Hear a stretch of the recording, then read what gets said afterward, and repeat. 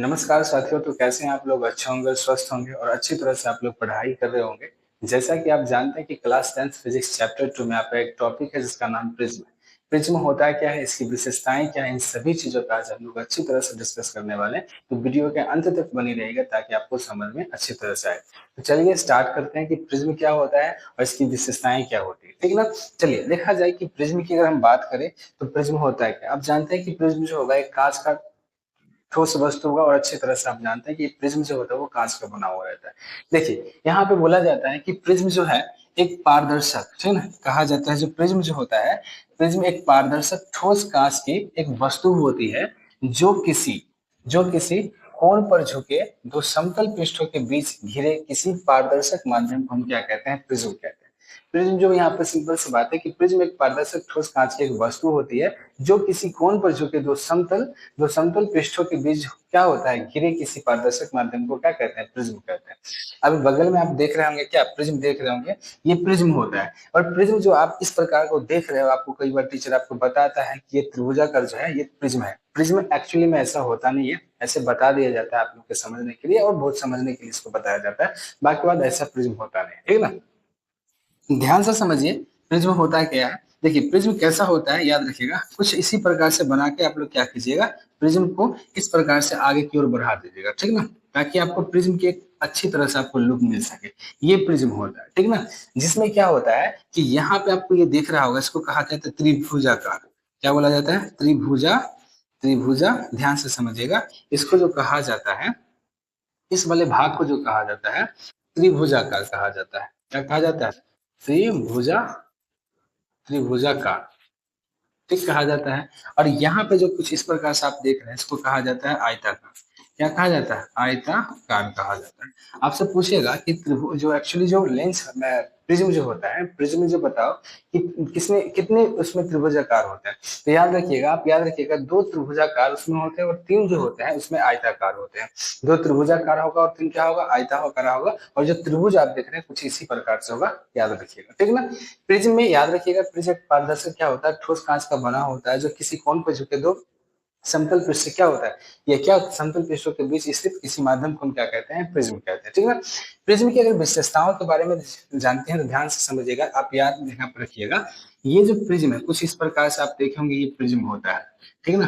क्या होता है? प्रिज्म होता है। लेकिन प्रिज्म को मैं समझाने से पहले मैं आपसे एक बात पूछना चाहता हूँ कि आप प्रकाश का अपवर्तन के बारे में जानते हो? प्रकाश का अपवर्तन, प्रकाश के अपवर्तन क्या होता है? प्रकाश के अपवर्तन। मैं पूछना चाहता हूं कि प्रकाश का अपवर्तन आपको डिफिनेशन याद है? देखिए क्योंकि प्रकाश को अपवर्तन के आप अच्छी तरह से समझते होंगे तो आपको ये यहाँ पे समझने में दिक्कत नहीं होगा। जैसे कि प्रकाश का अपवर्तन होता क्या है, तो याद रखिएगा कि जब प्रकाश की किरण क्या होता है एक पारदर्शी माध्यम से दूसरे पारदर्शी माध्यम में प्रवेश करती है, वो थोड़ी सी क्या हो जाती है? विचलित हो जाती है, यानी कि थोड़ी सी मुड़ जाती है। और मुड़ेगा कैसे? या तो हम क्या कर सकते हैं, मुड़ेगा या तो दूर भागेगा, ऐसा हो सकता है। बट किस कंडीशन में होता है, मैंने इन सभी चीजों के बारे में आपको बता चुका हूँ। आप अगले जाके वीडियो जरूर देख सकते हैं, ठीक है ना। तो चलिए मैं अभी यहाँ पे सारा चीज आपके बारे में बताता हूँ। देखिए इसके बारे में आप कभी सुने होंगे कि प्रकाश की जो किरण होता है कुछ इस प्रकार से जाता है और जाता है कुछ इस प्रकार यहाँ पर मुड़ जाता है और फिर कुछ इस प्रकार से क्या हो जाता है? मुड़ जाता है। तो भाई यहाँ पे एक सवाल उठता है कि ऐसा क्यों होता है। तो मैंने आपको बताया था ये जो होता है, आपको आप जानते हैं बाहर क्या रहता है? वायु रहता है। और वायु को क्या कहा गया है? तो वायु को कहा गया है क्या कहा गया? विरल माध्यम। वायु को क्या कहा गया है? विरल माध्यम कहा गया है। विरल विरल माध्यम कहा गया है, ठीक नहीं, याद रखिए क्या कहा गया? विरल माध्यम कहा गया। और बाद में आप जानते हैं जो कांच होता है उस कांच को क्या कहा जाता है? कांच का नाम आप लोग जानते होंगे। उस कांच का नाम क्या होता है? तो याद रखिएगा कांच को जो कहा गया है वो कहा गया है सघन माध्यम। क्या कहा गया है? सघन माध्यम कहा गया है, ठीक ना। अब मान लीजिए एक विरल माध्यम है, एक सघन माध्यम है। और जस्ट मैंने आपको बताया कि प्रकाश का वर्तन क्या होता है कि जब प्रकाश की जो किरण होती है वो विरल माध्यम से क्या होती है? विरल माध्यम से सघन माध्यम में प्रवेश करती है तो क्या हो जाती है? थोड़ी सी विचलित हो जाती है, यानी कि वो टेढ़ होगा, कुछ अलग प्रकार से होगा, या आगे की ओर जाएगा या पीछे की ओर होगा, यही हो सकता है, इसके अलावा कुछ हो नहीं सकता है, ठीक है ना। तो ये कंडीशन होगा। तो मैंने आपको यहाँ पे बताया और बिल्कुल डिटेल में हम चलेंगे धीरे धीरे। चलिए ये जो किरण आप जो देख रहे हैं यहाँ पे, ये किरण, इस किरण का जो नाम होता है, इस किरण का नाम होता है आपतित किरण। क्या होता है?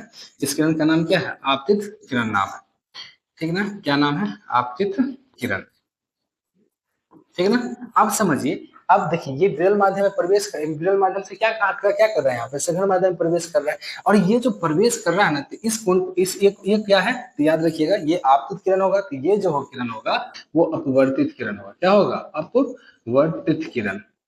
ध्यान से समझिए, इसको क्या कहते हैं, अपवर्तित किरण कहा जाता है, ठीक ना।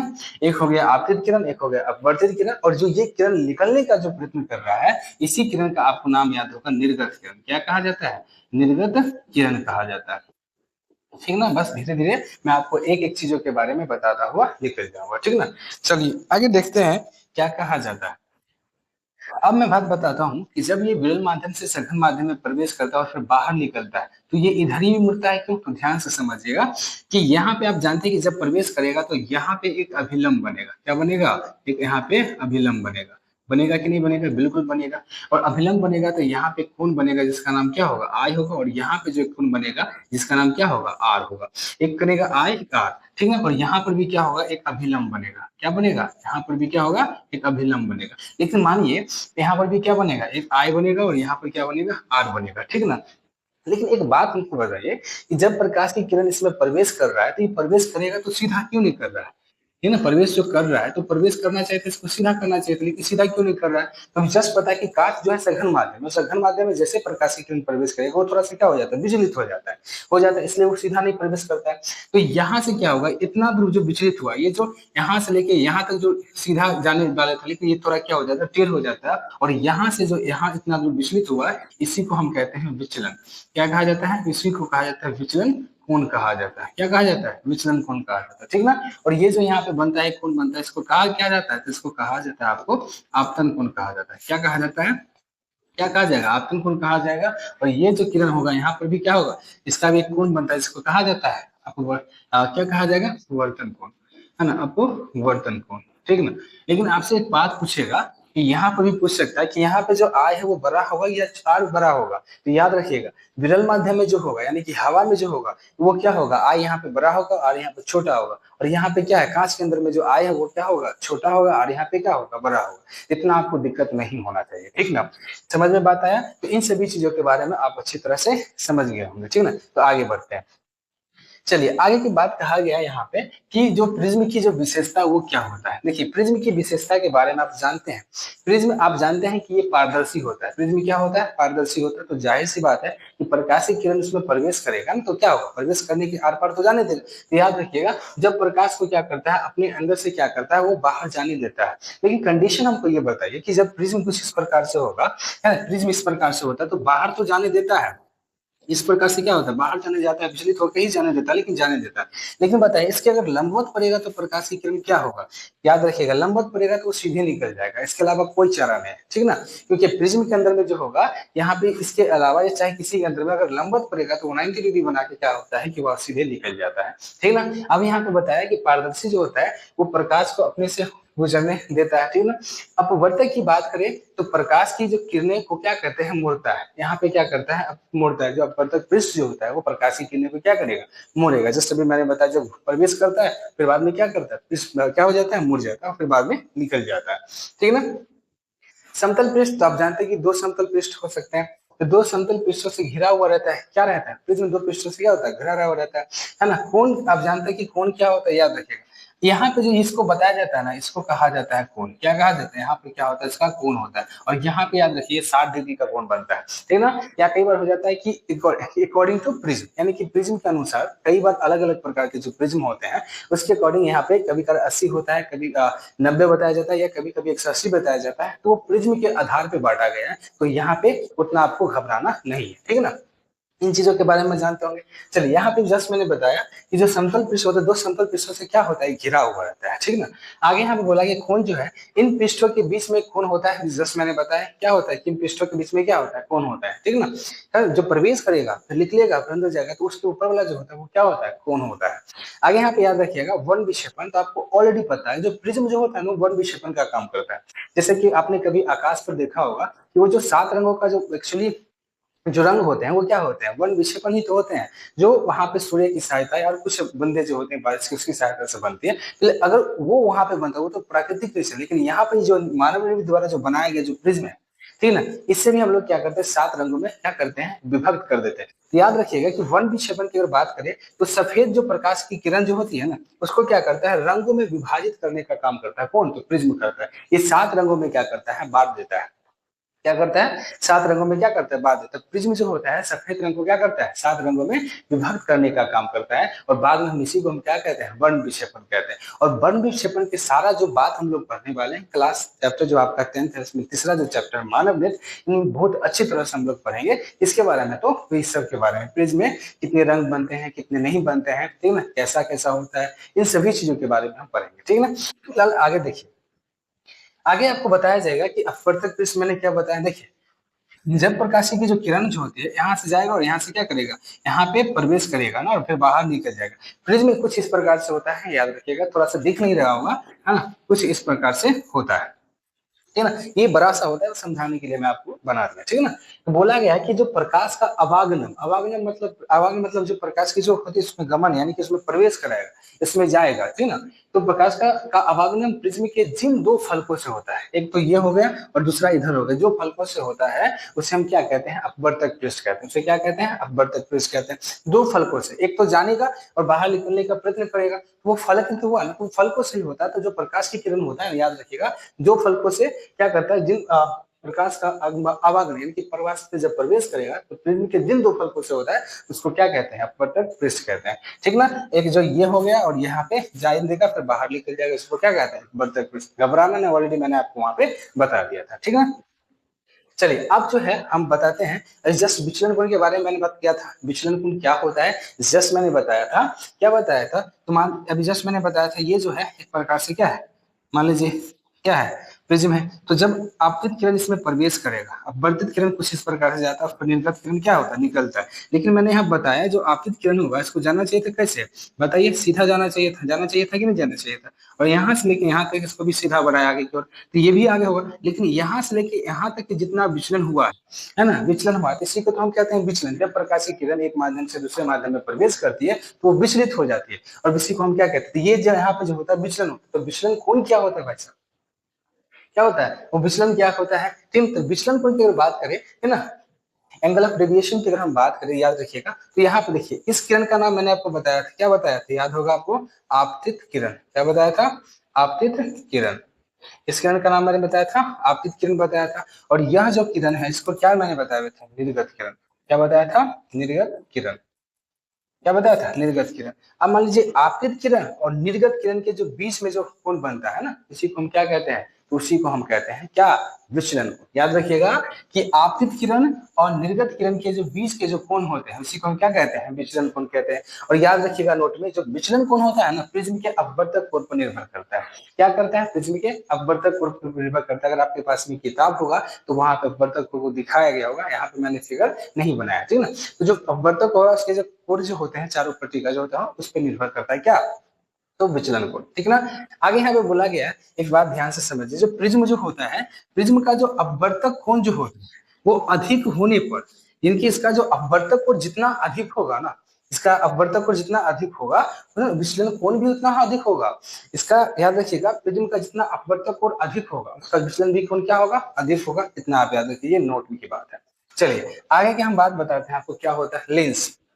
आगे क्या है, लेंस। लेंस के बारे में आप अच्छी तरह से जानते होंगे। लेंस क्या होता है कि पारदर्शक पदार्थ का जो वह टुकड़ा होता है जो 2 निश्चित ज्यामितियों से क्या होता है, घिरा हुआ रहता है, ठीक है। जैसे कि ये मैंने आपको समझाने के लिए बताया कि जो लेंस जो होता है ये कुछ इसी प्रकार से 2 निश्चित ज्यामिति होता है, ठीक ना। 2 निश्चित ज्यामिति होता है, जैसे कि ये जो इस प्रकार से, अगर हम इस प्रकार से इसको काट दें और इस प्रकार से हम एक प्रकार से इसको मान लीजिए कि काट देते हैं, ठीक ना। एक प्रकार से इधर आएगा और एक प्रकार से इधर आएगा, तो दोनों को जोड़ देंगे, ठीक ना। तो एक जो लेंस बनेगा, याद रखिएगा, एक जो आपका लेंस बनता है कुछ इस प्रकार से बनता है, ठीक ना।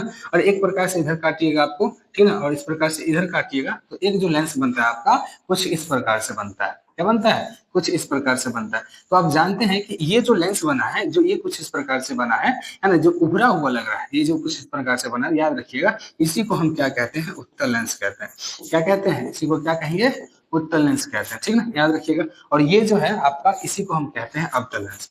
क्या कहते हैं, इसको क्या कहते हैं, अवतल लेंस कहते हैं, याद रखिएगा।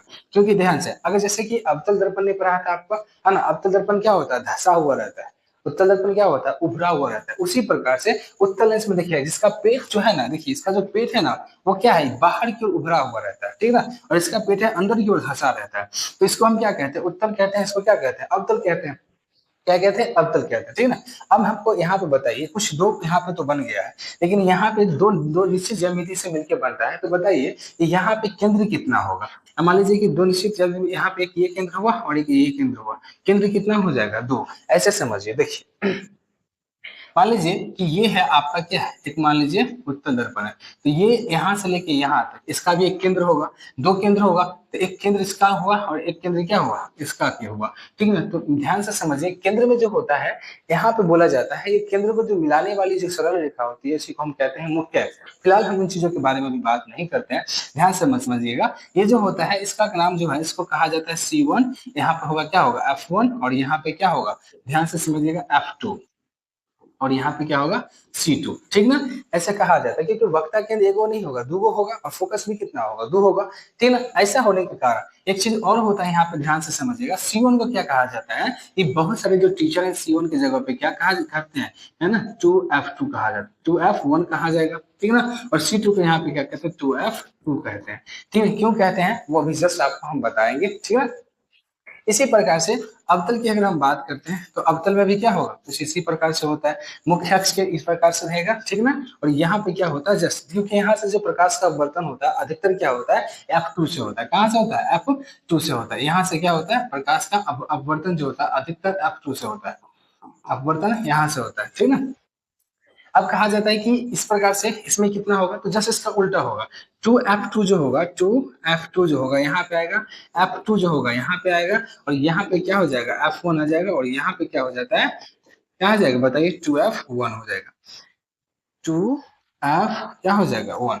समझने में थोड़ी है कि उसको अपवर्तन उधर से होता है, इसका अपवर्तन क्या होता है, यहाँ से होता है अधिकतर, ठीक ना, क्या होता है, यहाँ से होता है। समझ में आने आ जाएगा आप लोगों को, ठीक ना। और बीच का जो भाग होता है, यहाँ पे ध्यान से समझिएगा, यहाँ हो चाहे यहाँ हो, बीच का जो भाग होता है, इसको बोला जाता है प्रकाशीय केंद्र। क्या कहा जाता है, प्रकाशीय केंद्र कहा जाता है। और याद रखिएगा, प्रकाशीय केंद्र से ही ना बहुत सारी दूरी नापी जाती है, प्रकाशीय केंद्र से ही सारी दूरी नापी जाइए, और कुछ नहीं होगा, ध्यान से समझिएगा। इसमें भी जस्ट मैंने आपको बताया कि जो प्रकाश की जो लेंस जो होता है, इसमें दो केंद्र होते हैं, और याद रखिएगा, इस केंद्र को, इस केंद्र से इस केंद्र को मिलाने वाली जो सरल रेखा होती है ना, उसी को क्या कहते हैं, मुख्य अक्ष कहते हैं। तो उस पे हम बात करेंगे, फिलहाल हम आगे की ओर बढ़ते हैं, ठीक ना। अभी हम बात करते हैं इस चीजों पे, ठीक ना, लेंस के बारे में। तो देखिए, लेंस के प्रकार, टाइप्स ऑफ लेंस के बारे में बात है, तो लेंस के जो प्रकार होता है वो दो प्रकार का होता है। आप जानते हैं, एक होगा उत्तल लेंस, दूसरा होगा अवतल लेंस। अवतल लेंस, उत्तल लेंस क्या होता है, इन सभी चीजों के बारे में देखते हैं। देखिए, लिखेंगे थोड़ा सा ज्यादा टाइम होगा, मैं बोल दे रहा हूँ, ठीक है ना। देखिए, उत्तल लेंस की अगर बात बोलेगा, तो उत्तल लेंस जो होता है वो किनारे की अपेक्षा क्या होता है, मान लीजिए किनारे की अपेक्षा क्या होगा, पतला होगा या मोटा होगा। तो याद रखिएगा कि किनारे की अपेक्षा बीच का जो भाग होता है उसका क्या होता है, मोटा होता है, ठीक है ना। और उत्तल लेंस में क्या होता है कि किनारे की अपेक्षा बीच का जो भाग होता है वो क्या होता है, पतला होता है। समझते हैं। उसके प्रकार लेंस जो होता है दो प्रकार का, एक होता है उत्तल लेंस, दूसरा होता है क्या होता है, अवतल लेंस होता है ना। उसी प्रकार उत्तल लेंस का भी क्या होता है, तीन गो प्रकार होता है। एक होता है ना उभय उत्तल होता है, दूसरा होता है समतलोत्तल होता है, एक तीसरा जो होता है अवतलोत्तल होता है। और इसी प्रकार से अवतल लेंस के भी तीन प्रकार होते हैं, एक होता है उभयावतल, एक होता है समतलावतल, एक होता है उत्तलावतल। देखिए, इसको समझाते हैं हम अच्छी तरह से, आपको भी समझाएंगे। जैसे उत्तल में भी जस्ट मैंने आपको बताया कि उत्तल के जो प्रकार होते हैं, ठीक ना, उत्तल के प्रकार, ठीक, उत्तल के प्रकार। तो भी जस्ट मैंने तीन चीजों के बारे में बताया, उत्तल के जो प्रकार होते हैं वो तीन गो होता है। तो क्यों होता है, देखिए, अब उत्तल के प्रकार होगा तो भाई वो होगा कैसे, समझेंगे क्या कि उभय उत्तल है, तो ध्यान से समझिए। अब यहाँ पे बोला जाता है कि उत्तल जो होता है ना, एक होता है उत्तल, उत्तल उत्तल जब आपस में मिलता है ना, क्या होता है कि जब उत्तल जो होता है प्लस में उत्तल, ठीक ना, उत्तल जो उत्तल होता है, उत्तल उत्तल मिलता है तो आपस में होता है, इसको बोला जाता है उभय। क्या बोला जाता है, उत्तल, ठीक है, क्या बोला जाता है, उत्तल। ध्यान से समझिएगा, क्या हो जाता है, उत्तल कहा जाता है, या सीधे आप इसको कह सकते हैं उत्तल। क्या कीजिएगा, उत्तल कहते हैं। अब क्या कहते हैं भाई, लॉ में उ मिलेगा तो यो हो जाता है, क्या हो जाता है, यो हो जाता है ना। कभी आप संधि विच्छेद पढ़े होंगे तो लॉ के साथ में ओ बढ़ता है, यो हो जाता है, यो ऐसे संधि विच्छेद है नहीं है, ठीक है ना, इतना समझिएगा। दूसरा जो होता है, एक होता है समतल। क्या होता है? समतल होता है। और समतल के साथ में क्या करते हैं, उत्तल को जोड़ देते हैं, ठीक ना, तो हो जाता है, क्या हो जाता है, समतलोत्तल। क्या हो जाता है, समतलोत्तल। ये ऊ हट जाता है, यहाँ पे ओ लग जाता है, तो क्या हो जाता है, समतुलित हो जाता है। तीसरा जो होता है, एक होता है अवतल। क्या होता है, अवतल। और दूसरा जो होता है आपका उत्तल होता है। तो क्या हो जाता है, आप बताइए। एक हो जाएगा अवतलोत्तल। क्या हो जाता है, अवतलोत्तल हो जाता है। ध्यान से समझना है आपको, ठीक ना। एक हो जाता है अवतल। अब ये होता है क्या है, तो ये जो उत्तल होता है, तो ये कुछ इसी प्रकार से होता है। उत्तल क्या होता है, कुछ इसी प्रकार से होता है, तो इसको तो ऐसा ही बना देना है। समतुलितल क्या होगा, तो कुछ इस प्रकार से होता है, ठीक है ना। कुछ इस प्रकार से मान लीजिए ना, कि कुछ इस प्रकार से होता है समतलोत्तल, ठीक है ना। इस प्रकार से इसका फिगर जो है आप बना लीजिएगा। अंदर की ओर धंसा हुआ रहता है, और बीच में जो भाग होता है ना, ये कुछ इस प्रकार से रहता है, ठीक ना। इसको बना लीजिएगा आप लोग, ठीक। उसके बाद से उत्तल अपलोत्तल का मतलब समझ ही गए होंगे, कुछ इस प्रकार से होता है। आपको घबराने की कोई जरूरत नहीं है, जैसे कि मैं आपको बता दे रहा हूँ, ठीक ना। देखिए कहाँ है चलिए अगर बताते हैं समतल उत्तल के बारे में, ठीक ना, तो चलिए हम बना ही देते हैं तो अच्छा रहेगा। देखिए आगे के बारे में अगर बताए तो ध्यान से समझिए। समतल उत्तल है ना, तो यहाँ पे समझिएगा, उत्तल के साथ में उत्तल बनाना है। तो ऐसा समझिए ना, कि जो समतल है कुछ इस प्रकार से आप बना दीजिए, और बीच में जो है इसका क्या कीजिएगा, समतल कर दीजिए। उसके बाद अवतल को थोड़ा सा क्या कीजिए, धंसा दीजिए, और यहाँ पे क्या कीजिए, अवतल उत्तल है तो यहाँ पर भी थोड़ा क्या कीजिए, इसको अंदर के लिए थोड़ा कर दीजिए, मतलब थोड़ा अंदर करना है। बाकी बात यही है, थोड़ा सा मिस्टेक तो हो ही जाएगा बनाने में, ठीक है, कोई दिक्कत ऐसा है नहीं। समझिए आगे की बात हम बोलेंगे कुछ इसी प्रकार से। अवतल की अगर बात करें, अगला अगर अवतल की हम बात करें, अवतल के प्रकार के बारे में, है ना, अवतल के के प्रकार के बारे में। तो अवतल के जो प्रकार होता है वो भी कितना होता है, 3 होता है ना। तो ध्यान से समझिए, एगो अवतल को क्या करते हैं, अवतल के साथ क्या कहते हैं, तो अवतल के साथ कहते हैं, तो क्या हो जाता है ना, बोले उभय। क्या कहा जाता है, उभिया। जो वतल है, वतल जो है ना, इसको क्या कहते हैं, लौ अ जो है ना, उभिया वतल।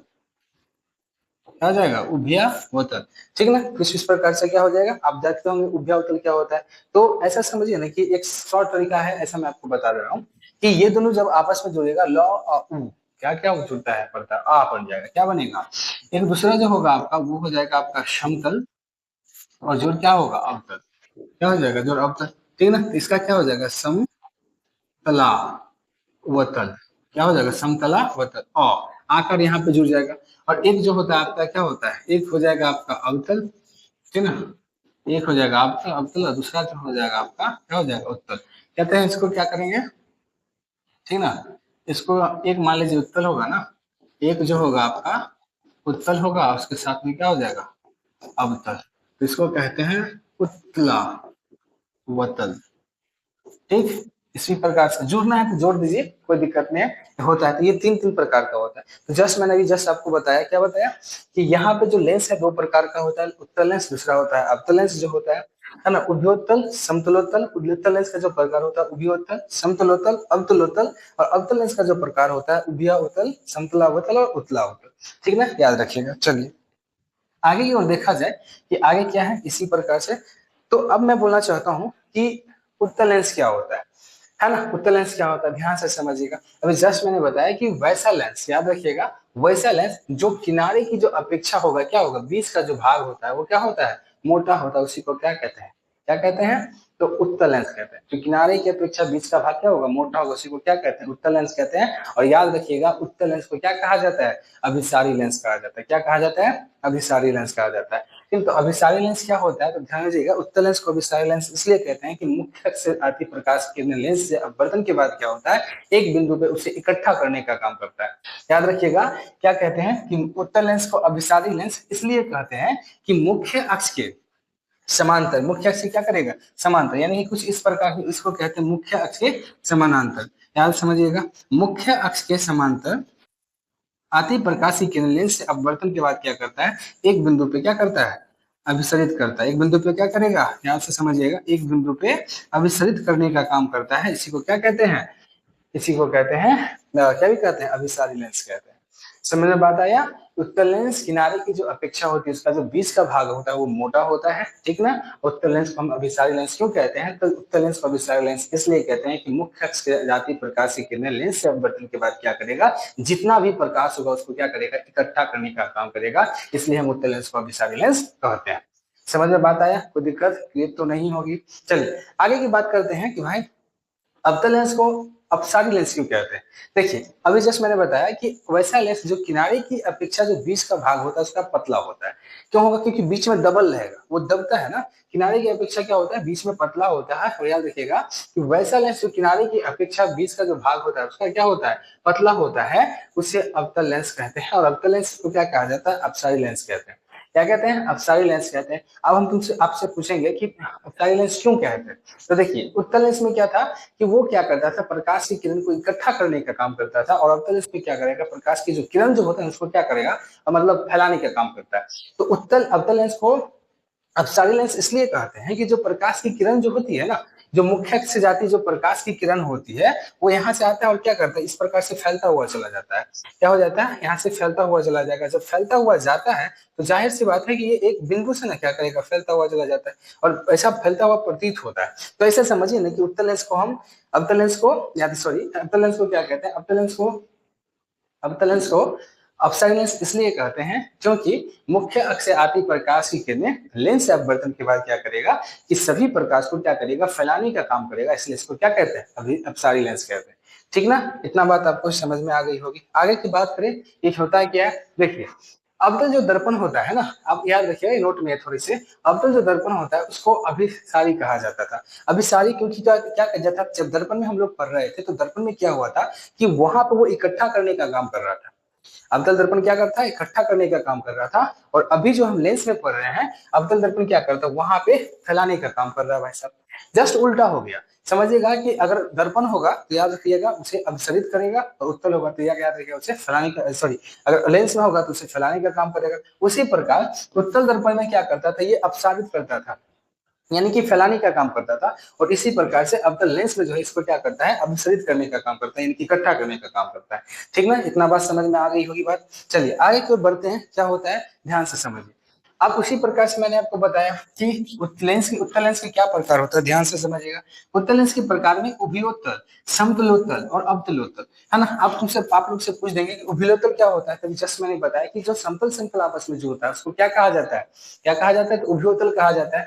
तो जिसका दोनों तल जो होगा वो क्या होगा, उत्तल होगा। ठीक ना, जिसका दोनों तल क्या होगा, उत्तल होगा, उसको क्या कहते हैं, तो क्या कहते हैं, उभयोतल कहेंगे। क्योंकि भाई साहब उत्तल, ठीक ना, और उत्तल, अब जब दोनों आपस में जुड़ा है तभी तो बना है, क्या बना है, उभयो, क्या बना है, उभयो तल, क्या बना है, तल, वो बन गया। तो ये तभी तो बना है, ऐसे तो बनेगा नहीं। जब दोनों आपस में जो तल होगा वो आपस में दोनों समान होगा, ठीक है, यानी कि जिसका दोनों तल क्या होगा, उत्तल होगा, उसी को हम क्या कहते हैं, उभयोतल। समतुला तल क्या होगा, जिसका जो होगा एक तल जो होगा वो समतल होगा, दूसरा जो तल होगा क्या होगा, उत्तल होगा, उसी को हम क्या कहते हैं, समतुलन कहते हैं। और ये कुछ इस प्रकार से, ध्यान से देखिए, वो कुछ इस प्रकार से होता है। उसके बाद पूछेगा अवतलोत्तल क्या होता है, तो जिसका एक तल जो होता है वो अवतल होता है, और दूसरा जो तल होता है वो क्या होता है, सम उत्तल का होता है, सॉरी अवतल का, सॉरी उत्तल का होता है, उसे क्या कहते हैं, क्या कहते हैं, अवतलोत्तल कहते हैं। और ये कुछ इस प्रकार से होता है, अंदर की ओर धंसा होता है। ठीक ना, इतना आपको याद रखना होगा। जिसका एक तल, समझिए, जिसका दोनों जो तल होगा वो उत्तल होगा तो उसे उभयोत्तल कहेंगे। जिसका दोनों तल क्या होगा, वो समतल होगा, उसको हम क्या कहते हैं, सॉरी जिसका दोनों तल में से एक जो तल होगा वो समतल होगा और दूसरा जो तल होगा क्या होगा, उत्तल होगा, उसे समतलोत्तल कहते हैं। अवतलोत्तल में जिसका एक जो तल होगा वो अवतल होगा, दूसरा जो तल होगा वो क्या होगा, उत्तल होगा, उसे क्या कहते हैं, अवतलोत्तल कहते हैं। इतना बात आपको समझ गया। उत्तल लेंस के कितने प्रकार, 3 प्रकार होते हैं, है ना, उभयोत्तल, समतलोत्तल और अवतलोत्तल। आगे देखा जाए, आगे की बात करें कि अवतल लेंस के प्रकार के बारे में, देखिए अवतल लेंस के 3 प्रकार ही होते हैं, उसी प्रकार से होता है। क्या होता है याद रखिएगा, उभयो, है ना, उसमें उभयो था, इसमें उभया होगा, है ना, उभया, है ना, भया मतलब उभय, मतलब कभी कभी देखिए जब आपस में दोनों जुड़ जाता है तब तो बोला जाता है कि उभया अवतल में बोला गया है कि जिसके जो दोनों तल होते हैं ना क्या होते हैं, अवतल होते हैं। जिसके दोनों तल क्या होंगे, अवतल होंगे, उसे क्या कहेंगे, उभया अवतल कहेंगे, क्या कहेंगे, उभया अवतल कहते हैं। ठीक है ना, समतल तल में क्या होगा, जिसका एक जो तल होगा वो समतल होगा, क्या होगा, जिसका एक जल तल समतल होगा और दूसरा जो तल होगा वो क्या होगा, उत्तल होगा, सॉरी हाँ अवतल होगा। याद रखिए उसे क्या कहते हैं, समतुलतल कहते हैं। और उत्तलावतल में क्या होगा, जिसका एक जो तल होगा वो अवतल होगा, दूसरा तल क्या होगा, उत्तल होगा, उसे क्या कहते हैं, याद रखिएगा, आप समझ जाते होंगे, उसे उत्तलावतल कहते हैं। ठीक ना। आगे जो है आपका याद रखिएगा, कुछ आपको मैं बताना चाहता हूँ, बस थोड़ा सा, इसकी वीडियो बहुत लंबी हो जाएगी। ठीक ना। फिलहाल के लिए एक टॉपिक और है आपका, थोड़ा सा मैं बता ही देता हूँ। देखिए वक्ता केंद्र तथा मुख्य अक्ष के बारे में। वक्ता केंद्र क्या होता है, तो देखिए जस्ट मैंने बताया था कि जो लेंस होता है वो दो ज्यामितियों से घिरा हुआ रहता है। ठीक ना। तो इसका ये वाला केंद्र और इसका ये वाला जो केंद्र है, ठीक ना, यही तो वक्ता केंद्र हुआ ना। तो दो निश्चित ज्यामिति से क्या होता है, इस केंद्र को इस केंद्र से, है ना, इस केंद्र को इस केंद्र से मिलाते हैं। ठीक ना। याद रखिएगा कि गोलीय दर्पण जिन पारदर्शक गोले का भाग होता है, गोलीय दर्पण क्या होता है, जिन पारदर्शक गोले का भाग होता है, उसका केंद्र को जो मिलाने वाली जो सरल रेखा होता है ना, उसको हम सबसे पहले क्या कहते हैं, मुख्य अक्ष कहते हैं। क्या कहते हैं, मुख्य। अगर ये केंद्र है, तो इस केंद्र को क्या करेंगे, हम मिलाने का काम कर रहे हैं। और मिलाने का काम क्या कर रहा है, ऐसा ऐसा रेखा कर रहा है, नहीं कर रहा है ना, ऐसा रेखा नहीं कर रहा है। इसका मतलब है कि ये जो सीधा वाला रेखा है, इसको क्या कह सकते हैं, सरल रेखा कहते हैं। क्या कहते हैं, सरल रेखा कहते हैं। तो गोलीय यानी कि समझिए कि लेंस जिन पारदर्शक गोले का जो भाग होता है, उसका केंद्र को मिलाने वाली को क्या कहते हैं, क्या कहते हैं, तो मुख्य अक्ष कहते हैं। अब तुमसे पूछेगा कि वक्ता केंद्र है, तो गोलीय दर्पण जिन गोले का भाग होता है उसका केंद्र को क्या कहते हैं, वक्ता केंद्र कहते हैं। ठीक है ना। तो आज के लिए हम क्या करते हैं, आपके लिए यही पर रहने देते हैं, और नेक्स्ट वीडियो में आप लोग क्या करेंगे कि अवतल और उत्तल लेंस में जो मुख्य फोकस होते हैं, और मुख्य पास फोकस के बाद द्वितीय जो फोकस होते हैं, उसके बाद सारे जो उसके अंदर में प्रतिबिंब कैसे कैसे बनते हैं, इन सभी चीजों के बारे में आपको बताऊंगा। तो आज के लिए इतना ही रहने देते हैं। अगर वीडियो अगर आपको अच्छे लगे तो लाइक जरूर कर दीजिएगा, चैनल को सब्सक्राइब कर दीजिएगा, और वीडियो को शेयर कर दीजिएगा। धन्यवाद।